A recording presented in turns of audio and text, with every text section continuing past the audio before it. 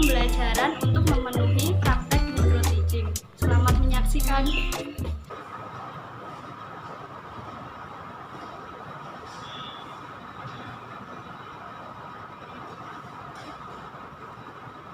Selamat siang anak-anak.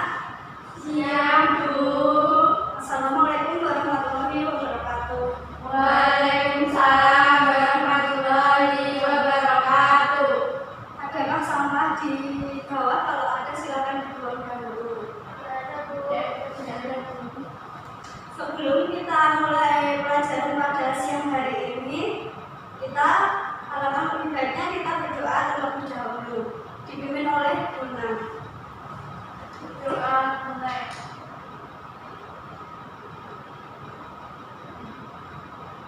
Doa selesai. Baik, akan saya absen dahulu. Isna, Hadir, Bu.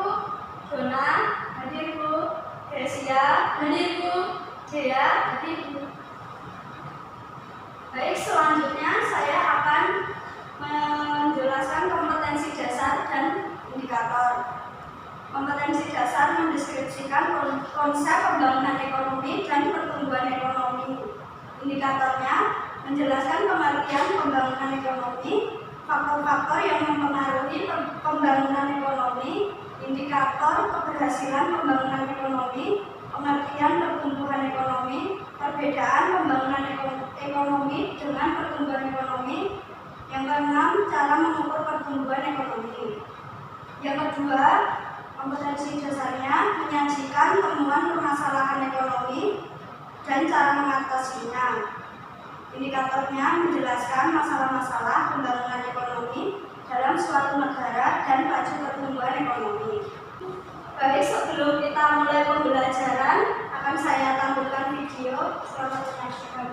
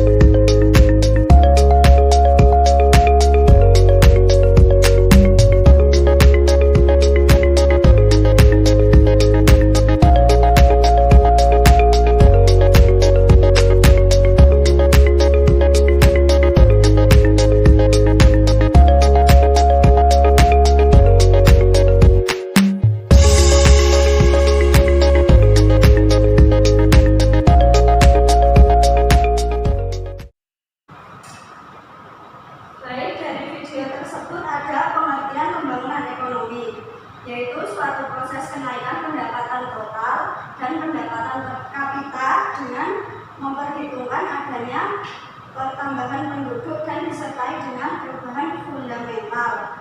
Yang kedua, ada faktor yang mempengaruhi pembangunan ekonomi, yaitu ada faktor ekonomi dan faktor non-ekonomi. Siapa yang tahu faktor ekonomi? Saya, Bu.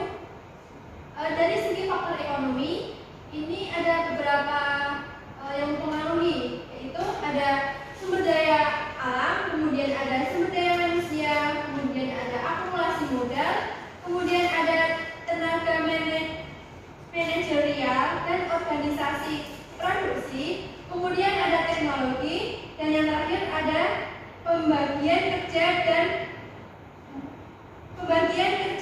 dan perluasan skala, gitu, Bu.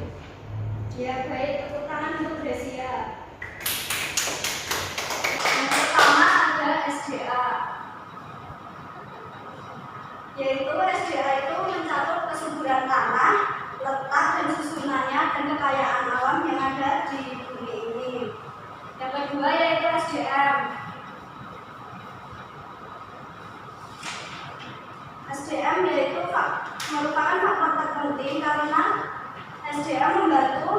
membangun perekonomian. Lalu ada akumulasi modal.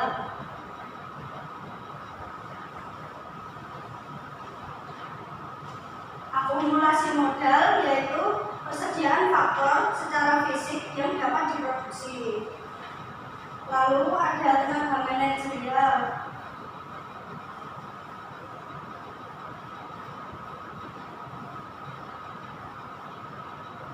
Dan organisasi.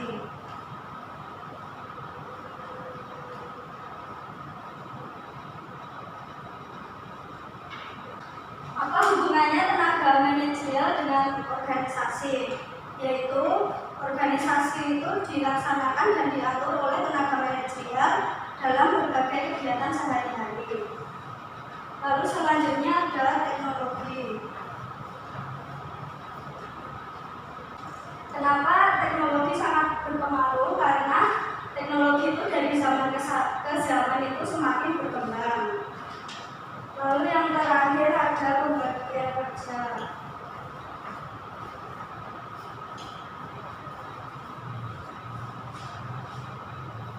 Dan perluasan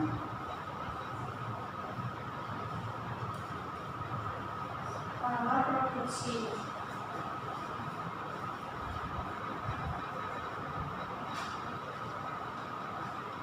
Pada pembagian kerja ini, keduanya sangat berpengaruh pada perubahan ke arah usaha produksi skala besar.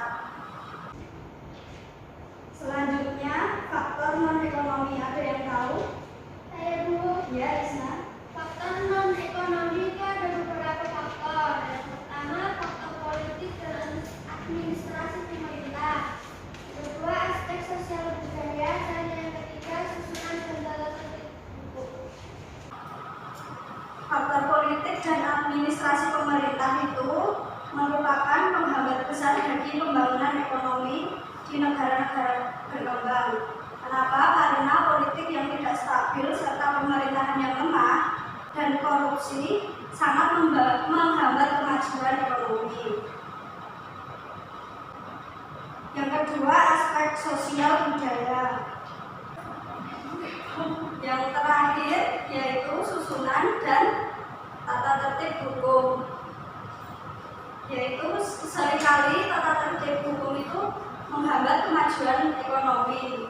Maka dari itu hukum harus dilaksanakan secara tertib dan konsekuen.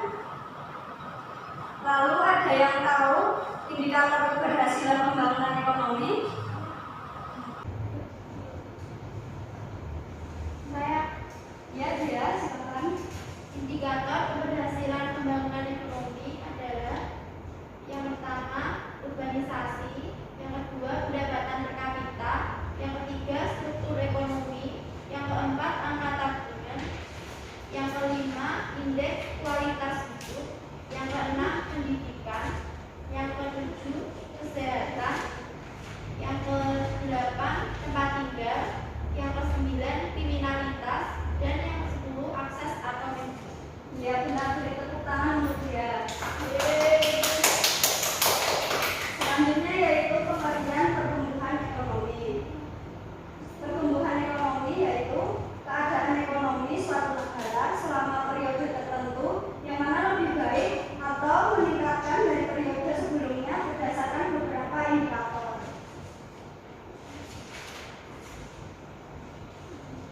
Kemudian perbedaan pembangunan ekonomi dan pertumbuhan ekonomi. Jika dilihat dari faktor pembangunan ekonomi itu ada SDA, SDM, sumber daya modal, infrastruktur, sosial budaya, sistem pemerintah. Yang faktor pertumbuhan ekonomi yaitu ada ketersediaan tanah dan kekayaan alam, kualitas dan kuantitas mutu, tenaga kerja dan penduduk, tingkat teknologi dan barang modal, gejala sosial atau sistem sosial dan sikap masyarakat. Kemudian ada menghitung atau mengukur pertumbuhan ekonomi. Untuk mengukur pertumbuhan ekonomi, nilai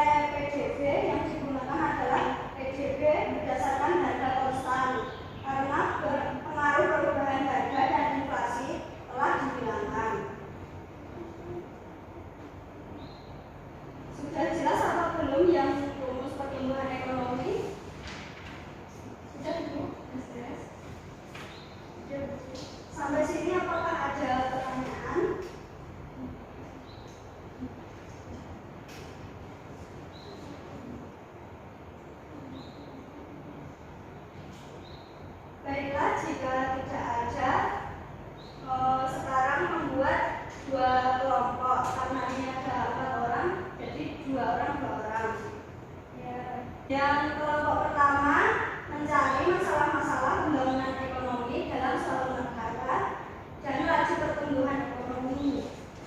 Yang kelompok kedua, cara mengatasinya pembangunan ekonomi dan pertumbuhan ekonomi. Silakan dibacakan. Ibu.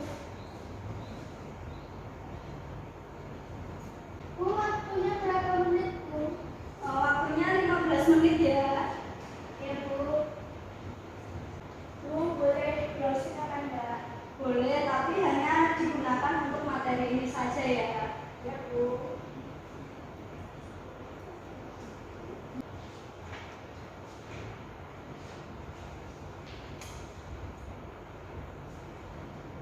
Apakah ada kesulitan? Belum, Bu, belum ada. Kelompok 2 apakah ada kesulitan? Belum ada, Bu.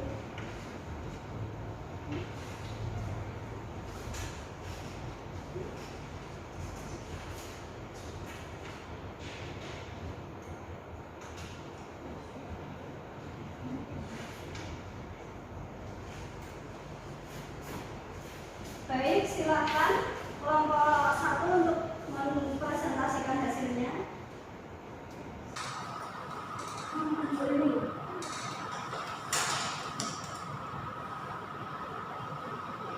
Di sini saya akan mempresentasikan atau membacakan hasil kerja dari kelompok saya, yakni tentang masalah-masalah pembangunan ekonomi dalam suatu negara, yaitu ada apa saja? Yang pertama, ketergantungan pada sektor pertanian primer. Nah, ketergantungan pada sektor pertanian primer ini tergantung pada sektor, maksudnya sektor pertanian dan pertambangan. Dan yang kedua ada rendahnya produktivitas. Rendahnya produktivitas ini dapat dilihat dari pendapatan domestik bruto atau PDB per kapita atau PDB per kapita pekerja yang kecil. Kemudian yang ketiga ada ketergantungan yang besar dan rendahnya hubungan internasional, yakni dipengaruhi oleh kondisi perekonomian negara di sekitarnya, terutama di negara maju. Kemudian yang keempat ada pasar dan informasi tidak sempurna. Hal ini cenderung tidak menyediakan informasi yang lengkap. Seperti di pasar bebas, pasar monopoli itu pasar monopoli, pasar oligopoli. Yang kelima ada tingginya tingkat pengangguran. Nah, salah satu penyebab dari tingginya pengangguran ini adalah laju pertumbuhan angkatan kerja yang sangat tinggi melebihi dari daya tampung perekonomian nasional, begitu Bu. Dan yang terakhir ada tingginya pertambahan penduduk. Di negara berkembang biasanya 2-4 kali lebih tinggi tingkat pertambahan penduduknya daripada di negara maju.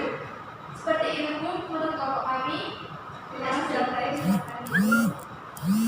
yang kedua dari kelompok 2 yaitu cara mengatasi masalahnya. Silakan masuk ke depan. Di sini saya akan mempresentasikan hasil dari diskusi dari kelompok kami, yaitu cara mengatasi masalah pembangunan ekonomi dan pertumbuhan ekonomi. Yang pertama, meningkatkan kualitas pendidikan.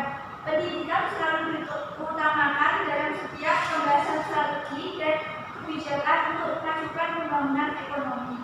Yang kedua, membuat dan melaksanakan perencanaan pembangunan. Perumusan perencanaan harus dibuat matang dan pelaksanaan harus sistematis. Yang ketiga, meningkatkan tabungan dan investasi. Terkait poin pertama, perbaikan kualitas pendidikan dapat berimbas pada adanya peningkatan produktivitas dan pendapatan di kemudian hari. Yang keempat, mengembangkan kegiatan ekonomi. Jika ingin perubahan dalam sektor ekonomi ke arah yang lebih baik, maka sudah pasti diperlukan adanya